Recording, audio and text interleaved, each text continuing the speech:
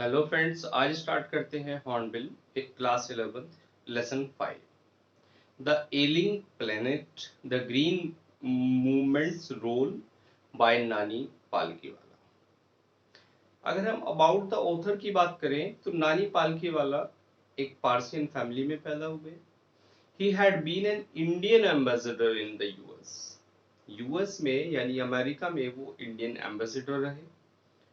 और इस लेसन में उन्होंने बताया है कि जो अर्थ है वो क्या है, वो एक लिविंग ऑर्गेनिज्म है। We should treat earth as a living organism. Man is not the master of the earth and we must check the growth of population. सबसे इंपॉर्टेंट बात यहाँ जो निकल के आती है लेसन की, वो ये आती है कि हमें जो पॉपुलेशन ग्रोथ है उसको रोकना चाहिए। और जो प्रेजेंट लेसन है ये एक आर्टिकल के फॉर्म में पब्लिश हुआ था in Indian express on November 24, 1994 को। तो चलिए स्टार्ट करते हैं, देखते हैं लेसन में क्या बताया है ऑथर ने। ऑथर कहते हैं कि याद नहीं आता कि विश्व इतिहास में किसी भी अन्य आंदोलन ने मानव जाति की कल्पना शक्ति को इतनी तीव्रता से जकड़ लिया हो जितना कि ग्रीन मूवमेंट्स ने, जो लगभग 25 साल पहले शुरू हुआ था और 1972 में संसार की पहली राष्ट्रव्यापी एक ग्रीन पार्टी यानी एक हरियाली पार्टी की स्थापना न्यूजीलैंड में हुई थी। उसके बाद इस आंदोलन ने कभी पीछे मुड़कर नहीं देखा। वो आगे कहते हैं कि हम आशा करते हैं कि हमने संसार के प्रति अपना जो दृष्टिकोण है वो सदैव के लिए यांत्रिकी यानी मैकेनिक्स से हटाकर सार्विक और पर्यावरणीय बना लिया है। मानव के ज्ञान में यह बात इतनी ही क्रांतिकारी है जितनी कि कापरनिकस ने 16वीं शताब्दी में प्रस्तुत की थी, जिसने हमें समझाया था कि पृथ्वी तथा अन्य ग्रह सूर्य का चक्कर लगाते हैं। मानव इतिहास में पहली बार जो चेतना है वो बढ़ गई है कि पृथ्वी स्वयं एक जीती जागती एक अवयवी संघटना है, एक विशाल प्राणी है जिसके हम सब एक अंग है। इसकी शारीरिक पोषण की अपनी आवश्यकताएं हैं और जो जीवन संबंधी इसकी अपनी क्रिया हैं, जिनका आदर करना और जिनको सुरक्षित रखना हम सब के अस्तित्व के लिए परम आवश्यक होता है।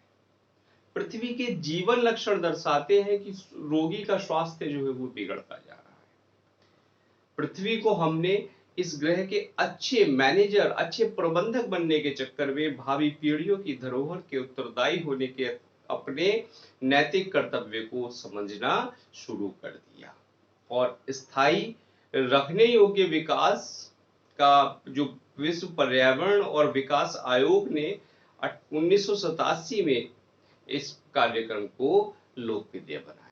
वो आगे कहते हैं कि जाम्बिया के लुसाका में एक जू है, वहां पे एक पिंजरा रखा हुआ है और जिस पर लिखा हुआ है कि दुनिया का सबसे खतरनाक एनिमल, सबसे the most dangerous animal of the world. और वास्तव में उस पिंजरे में कोई पशु नहीं है, उसमें एक मिरर रखा है जिसमें आप स्वयं को देखते हैं।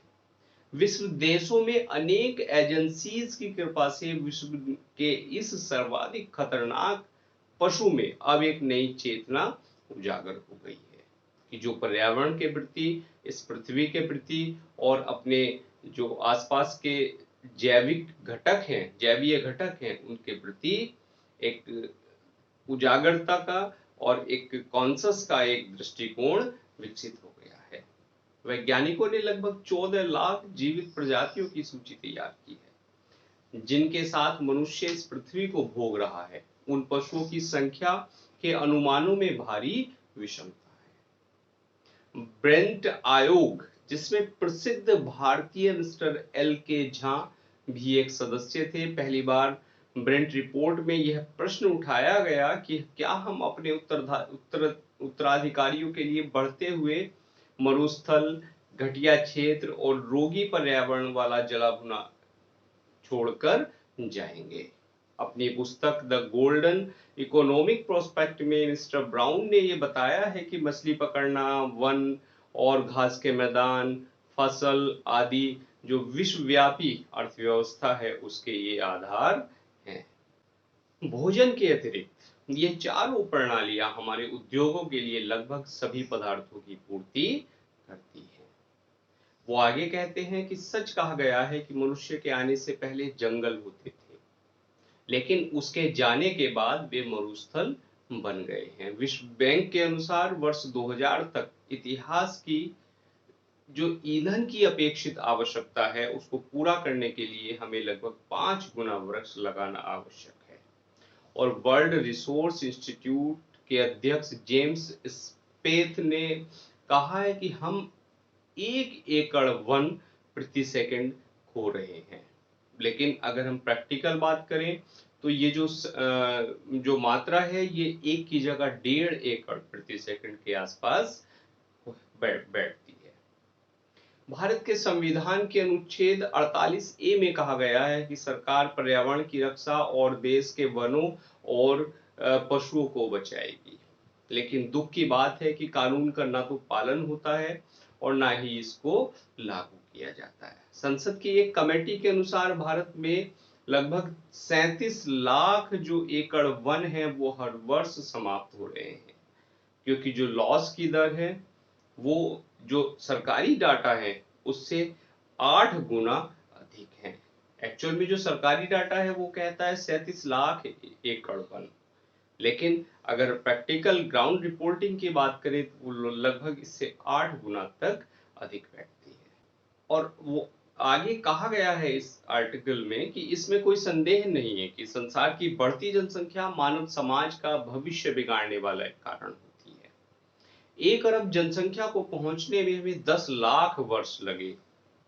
और विश्व की अगर वर्तमान जनसंख्या की बात करें, जैसा कि उस आर्टिकल में पब्लिश है, अब प्रैक्टिकली इस सन 2020 की बात नहीं हो रही है, आर्टिकल के टाइम की बात हो रही है, तो उसमें कहा है कि वो लगभग 5.7 अरब है। यानी प्रति 4 दिन में हमारी जनसंख्या 10 लाख बढ़ जाती है। आय बढ़ने से प्रजनन शक्ति कम होती है, शिक्षा फैलती है, स्वास्थ्य अच्छा होता है। इसलिए अगर विकास की बात करें तो विकास ही सर्वोत्तम गर्भ निरोधक है। लेकिन जब तक वर्तमान वृद्धि होती रहेगी विकास नहीं होगा।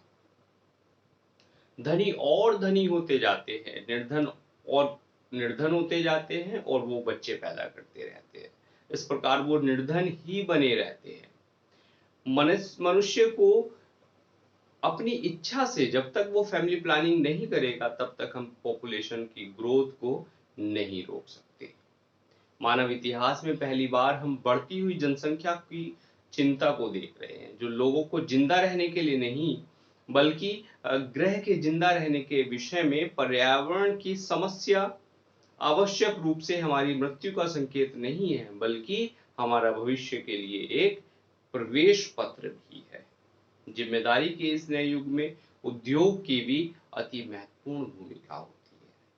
अपने प्रधानमंत्री के समय में मार्गरेट थैचर ने जितने भी वक्तव्य दिए उनमें से कोई भी अंग्रेजी में इतना अधिक प्रचलित नहीं हुआ जितना कि उनके ये रोचक शब्द। उन्होंने लिखा था कि इस धरती पर किसी भी पीढ़ी को स्वामित्व का अधिकार नहीं है। हम सब अपने जीवन काल के लिए इस पर एक काश्तकार हैं और इसको पूर्णतया ठीक रखना इसका किराया देना है। मिस्टर लेस्टर ब्राउन के शब्दों में, यह धरती हमने अपने पूर्वजों से उत्तराधिकार में प्राप्त नहीं की है, बल्कि हमने इसे अपने बच्चों से उधार लिया है। और इसी के साथ ये लेसन समाप्त हो जाता है। मिलते हैं नेक्स्ट लेक्चर में किसी नए लेसन के साथ। Now thanks for watching this video.